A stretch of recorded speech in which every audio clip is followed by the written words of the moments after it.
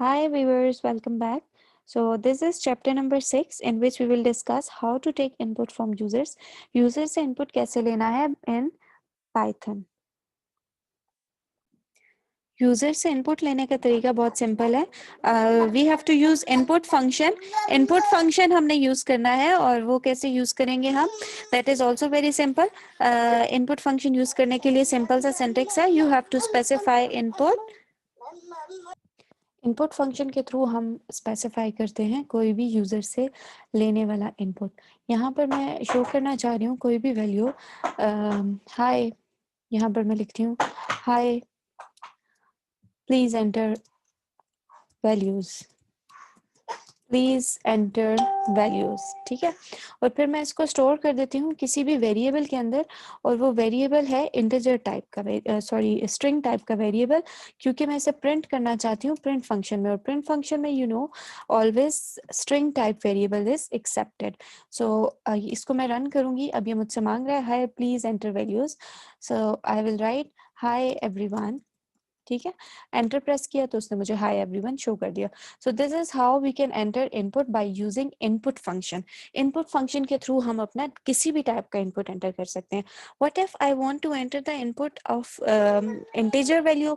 अगर मैं integer value का इनपुट ऐड करना चाहती हूँ तो वो मैं कैसे करूंगी, that is also very simple. Integer मैं सपोज एज एंटर करना चाह रही हूँ, एज इक्वल्स टू 23. तो मैं इसको कैसे एक्सेस करूंगी, क्योंकि प्रिंट स्टेटमेंट में मुझे स्ट्रिंग पास करना है यहाँ पर हमेशा, और मैं इसको प्रिंट के थ्रू कैसे, सॉरी प्रिंट फंक्शन के थ्रू कैसे इस एज को स्टोर करवाऊंगी, ये आपने देखना है. ठीक है, तो मैं यूज करूंगी उसी तरह से इनपुट फंक्शन, और इनपुट फंक्शन के अंदर वैल्यू आएगी. So I will write input inverted commas के अंदर how old are you, how old are you question mark. अब इसके बाद क्या होगा, ये जो एज है ये एज वैल्यू आ जाएगी. अब इसको अगर रन करें तो देखें, अब यहाँ पे आपने एंटर किया 23, वो अपने आपको शो करे 23. लेकिन आप याद रखें कि आप इसको प्रिंट स्टेटमेंट के अंदर प्रिंट नहीं कर सकते.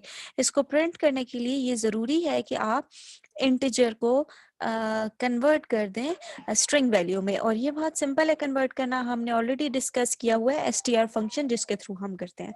सो skipping and this topic and moving towards very important topic, that is while loops. While loops को आप कैसे स्पेसिफाई करते हो. मैं यहाँ पर एक वेरिएबल लेती हूँ करंट नंबर इक्वल्स टू 1, और इसके बाद यहाँ पर मैं फॉर लूप के बजाय वाइल लूप ले रही हूँ, और वाइल लूप के अंदर मैं करंट नंबर को किसी और वैल्यू के इक्वल सेट करती हूँ. करंट नेम इज लेस और इक्वल टू 5. तो इसका मतलब है ये तब तक एग्जीक्यूट होता रहेगा जब तक इसकी वैल्यू 5 से कम नहीं हो जाती. Then I will write print. ये इसकी बॉडी है कि अगर वो कंडीशन ट्रू है, जब तक 5 या 5 से कम है तो एग्जीक्यूट करते जाओ, और हर दफा इसकी बॉडी में मैं स्पेसिफाई कर रही हूँ कि आप मुझे करंट नंबर को ही प्रिंट करके दो. ठीक है, तो करंट नंबर को ही मैं प्रिंट करती हूँ, और यहाँ पर हर दफा मैं करंट नंबर को इंक्रीमेंट कर रही हूँ. करंट नंबर को इंक्रीमेंट करने के लिए मैं यूज कर रही हूँ प्लस इक्वल्स टू 1. ये एक्चुअली हर दफा उसको इंक्रीमेंट कर देगा. ठीक है, और ये लूप के अंदर ही हमने करंट नंबर को स्पेसिफाई करना है. क्यों, क्योंकि ये एक दफा रन होगी लूप तो वैल्यू आइटरेट होगी, इंक्रीज होगी, और फिर next time same it goes like